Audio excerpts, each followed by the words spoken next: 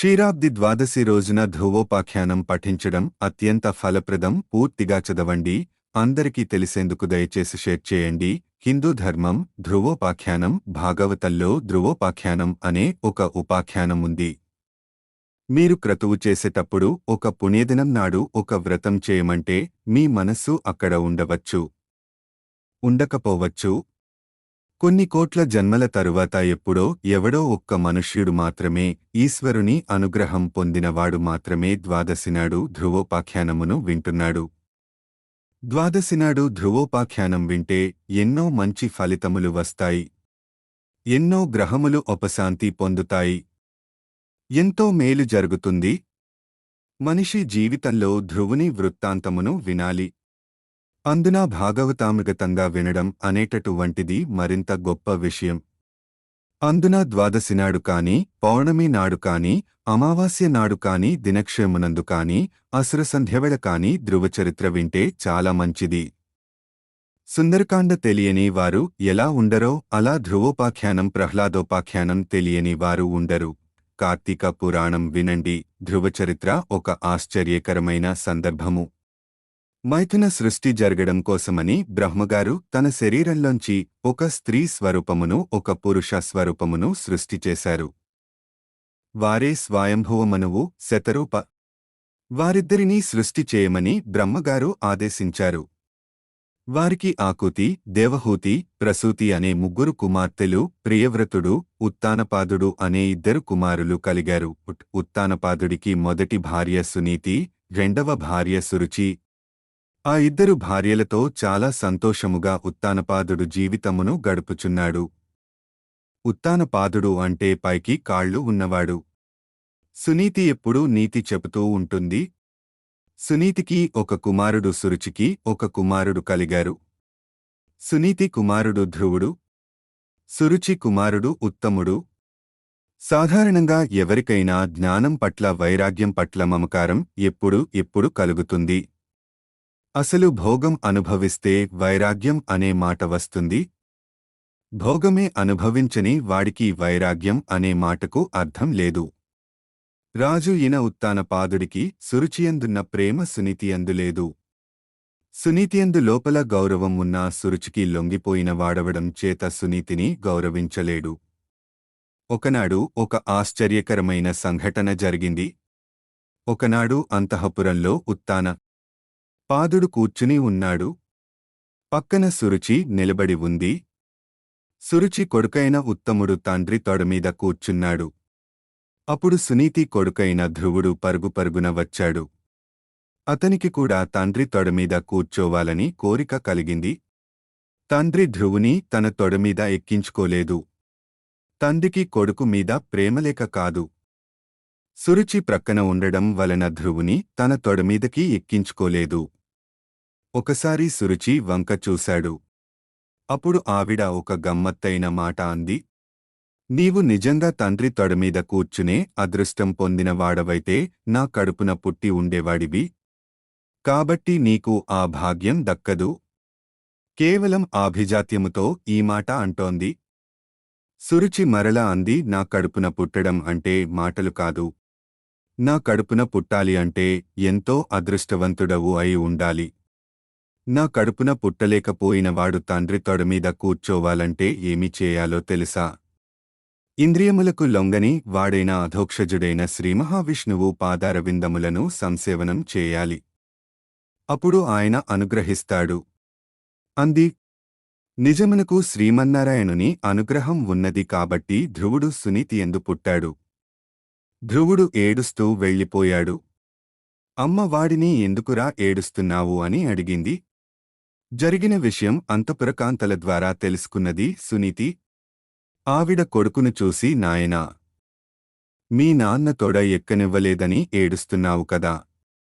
నువ్వు గత జన్మలలో చేసుకున్న పాపమే ఇవాళ నిన్ను ఏడిచేటట్లు చేసింది. నీ పెనతల్లి కాని, నేను కాని, నీ తండ్రి కాని నీ బాధకు కారణం కాదు. నువ్వు చేసుకున్న పాపకర్మయే నీ దోహకమునకు కారణం. నిజంగా నీ తండ్రి తొడ ఎక్కి కూర్చోవాలన్న కోరిక నీకు ఉంటే నీ తండ్రి మనస్సును మరల అలా మార్చగలవాడెవడో తెలుసా? అది నీయంత నీకు సాధ్యం కాదు. ఈశ్వర పాదములు పట్టుకోవాలి. నీవు అరణ్యములకు వెళ్ళి శ్రీమన్నారాయణుని గూర్చి ధ్యానం చెయ్యి. ఆయన అనుగ్రహం కలిగిందంటే నీ తండ్రి అంకసీమ నీవు చేరగలుగుతావు అని చెప్పింది. అప్పుడు పిల్లవాడైన ధ్రువుడు అమ్మా అయితే ఇప్పుడు నేను బయలుదేరతాను. శ్రీమన్నారాయణుడి గూర్చి తపస్సు చేస్తాను. ఆ స్వామి అనుగ్రహమును పొందుతాను అన్నాడు. ఇప్పుడు అక్కడికి లోకకళ్యాణము చేసే నారద మహర్షి వచ్చాడు. నాయనా నీవు ఎక్కడికి అలా వెడుతున్నావు అని అడిగాడు. నేను అడవికి వెళ్ళిపోతున్నాను. నారాయణుని గూర్చి తపస్సు చేస్తాను అన్నాడు ధ్రువుడు. అప్పుడు నారదుడు నవ్వి నీకు నారాయణుని గురించి తపస్సు దేనికి అని అడిగి ఈ బుద్ధి నీకు నిలబడుగాక అని పరమ పావనమైన తన చేతిని ఆ ధ్రువుని శిరస్సునందు ఉంచాడు. పిమ్మట నారదుడు ధ్రువుని నారాయణుడు కనపడితే ఏమి చేస్తావు అని అడిగాడు. అప్పుడు ధ్రువుడు అన్నిటికన్నా చాలా పెద్ద పదవి కోరతాను అన్నాడు. ఏ పెద్ద పదవిని కోరతావు అని నారదుడు అడిగాడు. ఏమో నన్ను అడగకండి. నాకు ఏ పెద్ద పదవి ఇవ్వాలో ఆయనకు తెలుసు. ముందు నేను ఆయనను చూడాలి. ఆయనతో మాట్లాడాలి. ఆయన ఇవ్వగలడని అమ్మ చెప్పింది. ఆయన గురించి తపస్సు చేస్తాను. ఆయన వస్తారు. పెద్ద పదవి కావాలని అడుగుతాను. దానిని పొంది తిరిగి వస్తాను. వెడుతున్నాను అన్నాడు. అప్పుడు నారదుడు నవ్వి నీవు పొందేదేమిటో నీకు తెలియదా? పెద్ద పదవిని పొందుతావా? అందుకు నేనొకటి చెప్తాను విను. అలా నారాయణుడి కోసం వెళ్ళిన వాళ్ళు చాలామంది ఉన్నారు. ఇంద్రియములను జయించే ప్రయత్నంలో వెళ్ళి కూర్చుని తపస్సు చేసిన వాళ్లకి రాత్రింబవళ్ళు బొటన వ్రేలు మీద నిలబడి తపస్సు చేసిన వాళ్లకి అంతంత కష్టాలు పడినవారికి శ్రీమన్నారాయణ దర్శనం అవలేదు. నీకు నేనొక పెద్ద సూత్రం చెబుతాను. దానిని నీవు మనసులో పెట్టుకో. అలా చేస్తే నీకు మనస్సునందు కలిగినటువంటి ఖేదము పోతుంది. నీకన్నా చాలా గౌరవింపదగనటువంటి పెద్దలు కనపడినట్లయితే నువ్వు వాళ్లని గౌరవించి నమస్కరించి ఆదరించు, సంతోషించు. నీకన్నా ఎక్కువ ఈశ్వర విభూతి ఉన్నవాళ్లు కనబడితే వాళ్లని చూసి ఎప్పుడూ అసూయపడకు. సంతోషంతో వారిని చూసి నమస్కరించు. నీతో సమానమైన విభూతి ఉన్నవారితో మిత్రత్వం చెయ్యి. తక్కువ విభూతి ఉన్న వాళ్లు కనిపిస్తే వాళ్లు కూడా పైకి రావాలని ఈశ్వరుని కోరుకుని కారుణ్యంతో ప్రవర్తించు. ఈ మూడు గుర్తుపెట్టుకుంటే నువ్వు చక్కగా వృద్ధిలోనికి వస్తావు. ఇక ఇంటికి వెళ్ళు అన్నాడు. అప్పుడు ధ్రువుడు అన్నాడు, మీరు చెప్పిన మాటలు వినడానికి చాలా సొంపుగా ఉన్నాయి. కాని నేను పుట్టుక చేత క్షత్రియుడిని కదా. నాకు కొంచెం పౌరుషం ఎక్కువ. మా పిన్ని నన్ను అంతమాట అంది. నా మనస్సు ఏంటో గాయపడింది.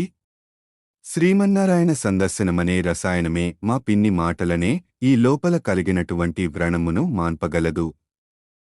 అందుకని శ్రీహరి కనపడతాడా కనపడడా అనే బెంగలేదు. నేను వెళ్ళి తపస్సు చేస్తాను. అంతే. నేను వెళ్ళిపోతున్నాను అన్నాడు. గురువు పట్టుదలను గుర్తించి నాయనా నీవు యమునా నది ఒడ్డున నిరంతరము శ్రీమన్నారాయణు పాదస్పర్శ కలిగిన మధువనము అనే ఒక గొప్ప వనం ఉన్నది. నువ్వు ఆ వనమునకు వెళ్ళి అక్కడ యమునా నదిలో స్నానం చేసి శుచియే ఆచమనం చేసి కూర్చో. తరువాత నీ మనస్సును నిగ్రహించు. భగవంతుడు నాకెందుకు కనపడడు అని పట్టుపట్టేయి. పువ్వు లేదా 4 ఆకులు ప్రధానంగా తులసి తెచ్చుకో. స్వామివారి మూర్తిని నీటిలో కాని పవిత్ర ప్రదేశములో కాని పెట్టి వీటితో పూజ చేయడం ప్రారంభించు. ఏది దొరికితే అది నివేదన చెయ్యి. మితంగా ఆహారం తీసుకో. ఎవ్వరితోనూ మాట్లాడకు. ఈశ్వరుని యందే మనస్సు పెట్టు. నీకు నారాయణుడు కనపడతాడు. నీకు నేను ద్వాదశాక్షరి మంత్రోపదేశం చేస్తున్నాను. దీనిని 7 రోజులు నిష్ఠతో చేసేసరికి నీకు దేవతలు కనపడతారు అని చెప్పాడు. నారదుని మాటలు విన్న ధ్రువుడు తప్పకుండా అలాగే చేస్తానని చెప్పి గబగబా నడుచుకుంటూ అరణ్యమునకు వెళ్ళిపోయాడు. నారదుని మాటలు విన్న ధ్రువుడు తప్పకుండా అలా చేస్తానని చెప్పి గబగబా నడుచుకుంటూ అరణ్యమునకు వెళ్ళిపోయాడు. భగవంతుని ఆరాధన చేసేవాడు. అలా 5వ నెల వచ్చేసరికి ఈ పిల్లవాడి నిష్ఠకి కుడికాలు బొటన వేలు తీసి భూమి మీద పెట్టేసరికి భూమండలం అంతా అటు ఊరిగిపోయింది. వాని తపశ్శక్తికి అలా భూమండలం అటూ ఇటూ ఊరగడం ప్రారంభమైంది. ఇలా అపారమైన తపస్సు చేస్తున్నాడు. అప్పుడు దేవతలు అందరూ భూమండలమే కంపించిపోతున్నది అని బెంగ పెట్టుకుని గబగబా వైకుంఠమునకు వెళ్లి ప్రార్థన చేశారు. దేవతలకు ఇప్పుడు ఒక సంకట పరిస్థితి వచ్చింది. అదే ఒక యౌవనంలో ఉన్నవాడు తపస్సు చేస్తుంటే ఒక అప్సరసను పంపించి తపస్సు భంగం చేయమని చెప్పి పంపిస్తారు. 5 పిల్లవాడైన ధ్రువుడి దగ్గరికి ఎవరిని పంపిస్తారు? వీనిని ఎలా నిగ్రహించాలో వాళ్లకి అర్థం కాలేదు. దేవతలు స్వామి దగ్గరకు వెళ్లి స్వామీ మీరు ఒక్కసారి బయలుదేరి వెళ్ళండి అన్నారు. అప్పుడు పరమాత్మ ఒక్క నవ్వు నవ్వి ఎవడురా నా గురించి ఇలా తప్పించినవాడు? వాడిని చూడడానికి పొంగిపోతూ వెడుతున్నాను అని లక్ష్మీ సహితుడై గరుడవాహనారూఢుడై భూమండలమునకు వచ్చాడు. ధ్రువుడు కళ్ళు విప్పి చూశాడు. ఎవ్వరికీ దర్శనం ఇవ్వని స్వామి మాంస నేత్రములకు గోచరము కాని స్వామి ఈ నేత్రములకు ధ్రువుడికి దర్శనం ఇచ్చాడు. కాని ఈ పిల్లవానికి నారాయణ అని పిలవడం కాని స్తోత్రం చేయడం కాని రాదు. వాని కోరిక ఏమిటో వానికే తెలియదు. స్వామిని పైనుంచి క్రిందికి క్రిందనుంచి పైకి చూస్తూ అలాగే కూర్చుండిపోయాడు. అప్పుడు స్వామి వీడు ఇలానే కూర్చుంటాడు. వీనికి స్తోత్రం చేయడం నేనే నేర్పుతాను అని సమస్త వేదములు ఉపనిషత్తులు వీనికి భాసించుగాక అని 4 అడుగులు ముందుకు వచ్చి తన చేతితో శంఖమును తీసి ధ్రువుని శిరస్సు మీద ఉంచాడు. ధ్రువుడు ఎటువంటి భాగ్యమును పొందాడో చూడండి. అందుకే ద్వాదశినాడు ధ్రువ చరిత్ర వింటే మీ అజ్ఞానం దగ్ధం అయిపోతుంది అంటారు. ఆ శంఖం తలకి తగిలింది. అంతే. ధ్రువుడు పొంగిపోయి స్తోత్రం మొదలుపెట్టాడు. స్వామి నీవు కనపడ్డావు కాబట్టి నేను ఒకటి అడుగుతున్నాను. జన్మజన్మాంతరములకు నాకు కావలసింది ఏమిటో తెలుసా? ఎప్పుడూ మనస్సంతా ఈశ్వరుని మీద రమిస్తూ ఆఖరుకి దేహం పడిపోతున్నప్పుడు కూడా ఈ శరీరం పడిపోతున్నదని మృత్యుభాయమును పొందకుండా ఆఖరి శ్వాసలో కూడా నిన్నే తలుచుకుంటూ పొంగిపోయే లక్షణం ఉన్నటువంటి మహాభాగవతులు నిన్నే పొందుతున్నారు. వారు నీలో ఐక్యం అయిపోతున్నారు.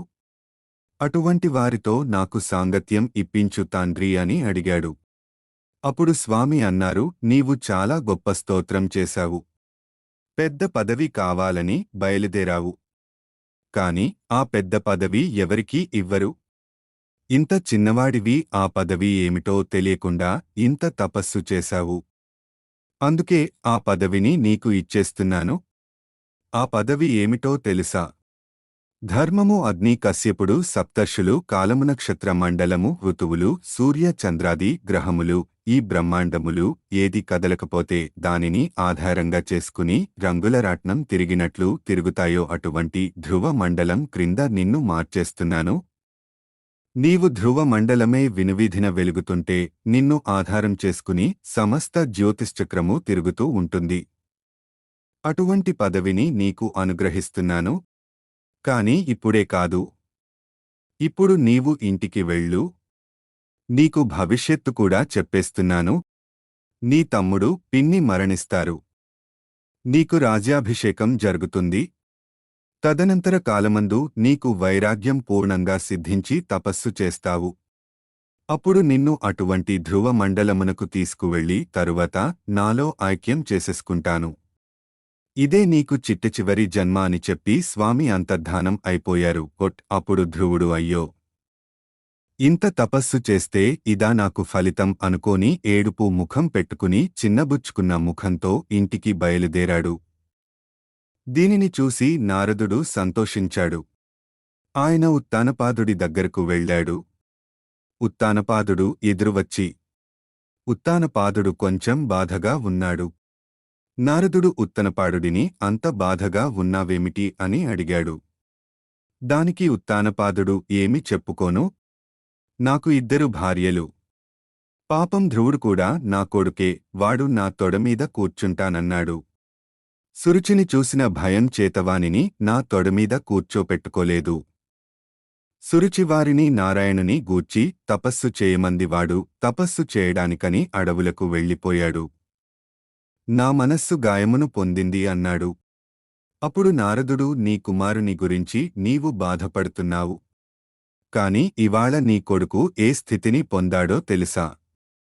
ఏ మహాపురుషుని కేవలం క్రీగంటి చూపుల చేత సమస్త బ్రహ్మాండములు రక్షింపబడుతున్నాయో, దేవతలు అందరూ రక్షింపబడుతున్నారో, సృష్టి స్థితి లయములు జరుగుతున్నాయో, ఎవరు హేళగా ఈ బ్రహ్మాండములను సృష్టి చేసి కాపాడుతున్నాడో అటువంటి వాని అనుగ్రహము పొంది నీ కొడుకు వరములను పొందాడు అని చెప్పాడు. ఈ మాటలు విని ఉత్తానపాదుడు పొంగిపోయాడు. ఈలోగా ధ్రువుడు రాజ్యంలోకి వచ్చేస్తున్నాడని కబురు వెళ్ళింది. తండ్రి పొంగిపోయాడు. పెద్ద ఉత్సవం చేశాడు. సునీతిని తీసుకువచ్చాడు. ఉత్సాహంతో ఎదురు వెళ్ళాడు. తన కొడుకు వారములు పొంది వచ్చాడు అని కాదు ఉత్తానపాదుడి సంతోషం. తన కొడుకు అడవులకి వెళ్లి తిరిగి ఏ ఆపద లేకుండా తిరిగి వచ్చాడని సంతోషం. కొడుకును చూడగానే గట్టిగా కౌగలించుకున్నాడు. ఆ కౌగిటిలోంచి జారిపోయి తండ్రి పాదముల మీద పడి శిరస్సు తాటించి తండ్రికి నమస్కరించాడు ధ్రువుడు.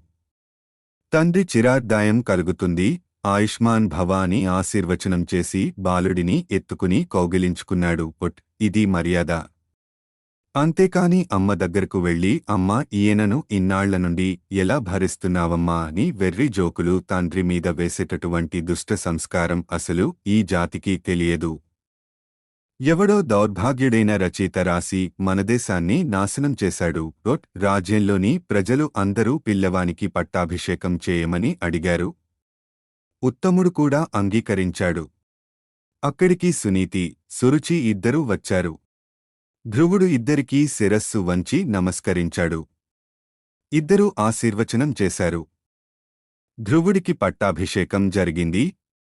సురుచి కుమారుడైన ఉత్తముడు ఉత్తర దిక్కున ఉన్న హిమాలయ పర్వతముల మీదికి వెళ్ళాడు. అక్కడే ఉత్తముడు ప్రాణములు కోల్పోయాడు. కొడుకు మరణించాడన్న వార్త విని సురుచి అరణ్యములో ప్రయాణిస్తూ కార్చిచ్చుపుట్టు అందులో కాలిపోయి మరణించింది. భాగవతులతో జాగ్రత్తగా ప్రవర్తించకపోతే ఎంత ప్రమాదం వస్తుందో ధ్రువోపాఖ్యానం మనకి చెప్పేసింది. తదనంతర కాలమందు ధ్రువుడికి వివాహం జరిగింది. శిశుమారుడు అనే ప్రజాపతికి ఒక కుమార్తె. పేరు భ్రమి. ఆమెను ధ్రువుడు వివాహం చేసుకున్నాడు. ఆమెయందు ధ్రువునికి ఇద్దరు కుమారులు జన్మించారు. ఒకడి పేరు వత్సర, రెండవవాని పేరు కల్ప. తరువాత వాయుదేవుని కుమార్తె అయిన ఇళను పెళ్లి చేసుకున్నాడు. ఆమెయందు ఉత్కళ అనే కుమారుడు జన్మించాడు. వేరుదు ఆవిడ విమానం నడుపమని చెప్పారు. కిటికీలోంచి బయటకు చూడు అన్నారు. ధ్రువుడు బయటకు చూశాడు. ముందు విమానంలో దివ్యమైన తేజోవిరాజితయే సునీత వెళ్ళిపోతున్నది. ఆవిడ శ్రీమన్నారాయణుడిలోకి వెళ్ళిపోయింది. ధ్రువుడు ధ్రువ మండలమునకు చేరుకొని తదనంతరము స్వామివారిలోనికి లీనమైపోయి పరబ్రహ్మము సాయుజ్య మోక్షమును పొందాడు. ఇంతటి అద్భుతమైన ఈ ధ్రువోపాఖ్యానం ఎవరైతే పరమభక్తితో వింటారో వారందరికీ కూడా ఉత్తర క్షణం అప్పుడే అక్కడే ఆ క్షణంలోనే పాపనాశం జరిగి శ్రీమన్నారాయణుని అనుగ్రహం కటాక్షింపబడుతుంది. ఒకవేళ అల్పాయుర్దాయంతో మృత్యువు తరుముకు వస్తుంటే మృత్యువు ఆగి ఆయుర్దాయం కలుగుతుంది. గ్రహముల వలన ఉద్రిక్త ఫలితము రాబోతుంటే అటువంటి ఫలితములు ఆగిపోయి శుభమును పొందుతారు, కీర్తిని ఇస్తుంది. కుమార్తె కూడా జన్మించింది. నిజమునకు ఇవన్నీ ఆయన పొందబోయే పదవి అర్హతలు. ఆయన కదలకుండా ధ్రువ పథమై ఉంటాడు. మిగిలినవి అన్నీ కదులుతుంటాయి. సృష్టి ఉండాలంటే వాయువు ఉండాలి. అందుకని వాయువు కూతురుని వివాహం చేసుకున్నాడు. భ్రమి అంటే కదలుతా అని అర్థం. జ్యోతిశ్చక్రమునందు సూర్యమాన చాంద్రమానముల చేత తిథులు, నక్షత్రంలు బ్రహ్మాండమునందు కాలమునందు కదులుతూ ఉంటాయి. కదులుతున్న కాలమునకు కదలని తాను ఆధారభూతుడై ఉంటాడు. కాలమునకు హద్దు వత్సర అంటే మనం ఒక సంవత్సరమును కాలమునకు ముందు ప్రమాణంగా చెప్తాము. అందుకని వత్సరం ఒక హద్దు. యుగాంతము అయిపోయిన తర్వాత హద్దు కల్పము. ఉత్తముడిని ఒక యక్షుడు సంహరించాడని తెలుసుకుని ఆగ్రహించి యుద్ధానికి బయలుదేరాడు. రథం ఎక్కి హిమాలయ ప్రాంతమునకు వెళ్లి కుబేరుని సైన్యమైన యక్షులతో విశేషమైన యుద్ధం చేశాడు. ఆ యుద్ధంలో కొన్ని వేలమంది యక్షులను చంపేశాడు. తదుపరి నరనారాయణాస్త్రమును ప్రయోగించడానికి మంత్రమును అనుష్ఠానం చేస్తున్నాడు. ఆ సమయంలో తాతగారైన స్వయంభువ మనువు కనపడి ఒక మాట చెప్పాడు. నీవు పొందబోయే పావి ఏమిటి? నువ్వు చేసిన పని ఏమిటి? నీవు ఇటువంటి పని చేయకూడదు. అందుకని ఇప్పటివరకు నువ్వు చేసిన సంహారము చాలు. ఇప్పటికైనా నా మాట విని నరనారాయణాస్త్రమును ఉపసంహారం చేసి నువ్వు చేసిన సంహారము చాలు. ఇప్పటికైనా నా మాట విని నరనారాయణాస్త్రమును ఉపసంహారం చేసి నువ్వు నీ ధనుస్సు పక్కన పెట్టి రాజధానికి వెళ్ళిపో అన్నాడు. ధ్రువుడు తాతగారు చెప్పిన మాట విన్నాడు. ధ్రువుడు తిరిగి అంతఃపురమునకు వెళ్ళిపోతుంటే కుబేరునికి ఈ వార్త తెలిసింది. తాతగారు చెబితే ఇంత కోపమును కుబుసం వదిలినట్లు వదిలేసి ధ్రువుడు ఇంటికి వెళ్ళిపోతున్నాడని తెలుసుకున్నాడు. పెద్దల మాటలు విన్న పిల్లలు ఎటువంటి వరములు పొందుతారో చెబుతుంది ధ్రువోపాఖ్యానం. కుబేరుడు వచ్చి, నీకు ఎంతో కోపం వచ్చిందట, కొన్ని వేలమంది యక్షులను సంహరించావట. అంత కోపంతో ఉన్న మావాళ్లు నీమీద కలియబడుతుండగా తాతగారు వచ్చి ఇంకా యుద్ధం చేయకు అనేసరికి ఆయన మాట విని యుద్ధం మానివేశావు. నీలాంటి వానిని చూడడం నాకు మిక్కిలి సంతోషమును కలిగించింది. నీకు కావలసిన వరం కోరుకో, ప్రసాదిస్తాను అన్నాడు. అప్పుడు ధ్రువుడు అన్నాడు, అప్పుడు నా బుద్ధిలో చిన్న వైక్లభ్యం వచ్చింది. నేను ఎంతో పాపపు పని చేశాను. అందుకని నీవు నాకు వరం ఇస్తే ఏ వరం ఇస్తావో తెలుసా?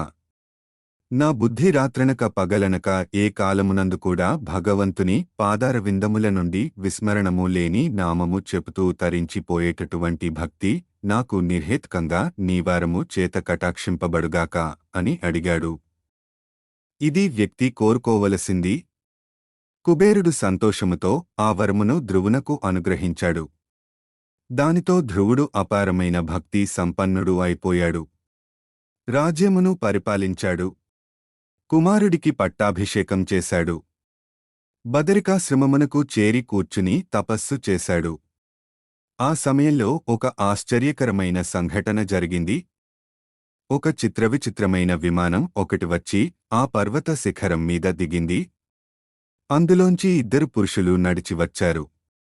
వారు నీల మేఘము వంటి శరీరము కలిగిన వారి శంఖచక్రగదాపద్మములను పట్టుకుని తాను 5వ ఏట చూసిన శ్రీమన్నారాయణుడు ఎలా ఉంటాడో అటువంటి స్వరూపములతో ఇద్దరు నడిచి వచ్చారు. ధ్రువుడు వాళ్లను చూసి ఆశ్చర్యపోతూ లేచి వాళ్లకి నమస్కరించి, మీరు ఎవరు? ఎందుకు వచ్చారు? అని అడిగాడు. అప్పుడు వాళ్ళు, మరచిపోయావా? 5 వయసులో నీవు తపస్సు చేయగా స్వామి వరం ఇచ్చారు. నీ శరీరం పడిపోయే రోజు వచ్చింది. ఇప్పుడు నిన్ను మేము ధ్రువ మండలమునకు తీసుకువెళ్ళాలి. అందుకని స్వామి నీకోసం విమానం పంపారు. మేము విష్ణు పార్షదులము. మీరు విజయం చేసి విమానం ఎక్కండి అన్నారు. అప్పుడు ధ్రువుడు జ్ఞానియే తనే శరీరమును వదిలిపెట్టాడు. మృత్యువు శిరస్సు మీద పాదము పెట్టి విమానంలోకి ఎక్కాడు. అది లోకములను దాటి వెళ్ళిపోతోంది. ఆశ్చర్యంగా ఆ లోకములన్నింటి వంక చూస్తున్నాడు.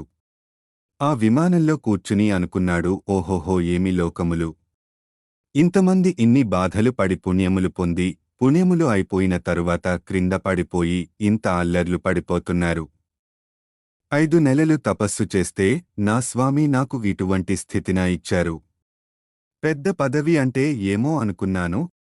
ఇప్పుడు తెలుస్తోంది. సప్తర్షులు, కశ్యపుడు, ధర్మము, అగ్నిహోత్రము, జ్యోతిశ్చక్రము తిరుగుతున్న మండలమునకు నేను ధ్రువ స్తంభమునే వెలుగొందబోతున్నాను. ఇంతమంది నా చుట్టూ తిరుగుతూ ప్రదక్షిణం జరుగుతూ ఉంటుంది. నేను నిరంతరం విష్ణులోక దర్శనం చేస్తూ ఉంటాను. ఎంత అదృష్టవంతుడిని అనుకుని ఈ అదృష్టమునకు కారణము ఎవరి అని ఆలోచించాడు. దీనికి కారణం మా అమ్మ ఆనాడు. మా అమ్మ నన్ను నారాయణుని గూర్చి తపస్సుకు వెళ్ళమని చెప్పింది. ఆమె మాట నన్ను ఈ స్థితికి తీసుకువెళ్ళింది. కాని ఆ పిచ్చితల్లి ఎక్కడ ఉన్నదో అనుకున్నాడు మనసులో. అనుకునేసరికి ఈ విషయమును పార్షదులు గ్రహించారు. అందరికీ తెలిసేందుకు దయచేసి షేర్ చేయండి. హిందూ ధర్మం మీరు తెలుసుకోండి, మీకు తెలిసిన వారికి తెలియజేయండి, అందరికీ తెలిసేందుకు దయచేసి షేర్ చేయండి. మీకు తెలిసిన పెద్దవారికి, దర్శించే వీలులేని వారికి చూపించండి. ఇవి చదవలేని వారికి తెలియజేయండి. దేవుడు ఎలా అనుగ్రహిస్తాడో, ఎప్పుడు దర్శన భాగ్యం కలిగిస్తాడో, ఏ సాధన సూచిస్తాడో మన ఊహకు అందదు. పోస్ట్ చేస్తున్న ఇతర పోస్టులు కూడా పరిశీలించండి. వాటిలో మీకు కొన్నైనా ఉపయోగపడితే మా శ్రమకు ఫలితం కలుగుతుందని మా ఆశ. అందరికీ దర్శన భాగ్యం కలగాలి. ఆధ్యాత్మిక విషయాలు తెలియజేయాలన్నదే మా ప్రయత్నం. భగవద్గీత పూర్తిగా వినండి. ధర్మం ఎలా జీవించాలి, మన ధర్మం ఉన్నతిని చాటి చెప్పండి. అందరికీ దర్శన భాగ్యం కలగాలి, ఆధ్యాత్మిక విషయాలు తెలియజేయాలన్నదే అందరం భక్తితో ఓం నమో నారాయణాయ అని వ్రాసి స్వామి వారి అనుగ్రహం పొందుదాం. ఎంత ఆర్తితో స్మరిస్తే అంత త్వరగా అనుగ్రహిస్తాడు ఆ భగవంతుడు. ఓం నమో నారాయణాయ. సేకరణ హిందూ ధర్మం ఎవ్రీవన్ 08187073734 అచ్యుతరామ